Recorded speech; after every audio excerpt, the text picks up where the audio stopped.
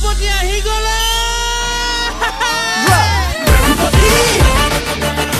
নমস্কাৰ বন্ধুসকল, আপোনালোকক সীমান্ত IV চেনেলটোলৈ আদৰণি জনালোঁ। আজি আপোনালোকক দেখাম ৰঘুপতি চিনেমাখনৰ যোনখন গাড়ী উৰি আহিছিলে যে সেই গাড়ীখন কেনেদৰে এডিট কৰা হৈছিলে। বলক ষ্টাৰ্ট কৰোঁ। ভিডিঅ'টো আৰম্ভ কৰাৰ আগতে মোৰ চেনেলটো ছাবস্ক্ৰাইব আৰু শ্বেয়াৰ কৰি দিব প্লিজ, নাপাহৰিব।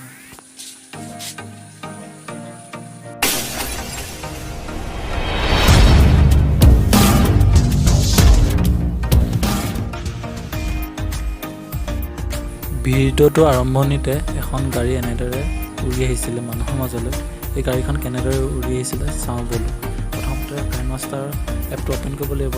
গ্ৰীণ কালাৰ আৰু ব্লেক কালাৰ এখন বেকগ্ৰাউণ্ড ল'ব লাগিব। এখন গাড়ীখন আৰু স্ক্ৰীনশ্বট ল'ব লাগিব। তাৰপাছত ইয়াতে দেখিছে নহয়, ইনেবল কৰি দিব লাগিব।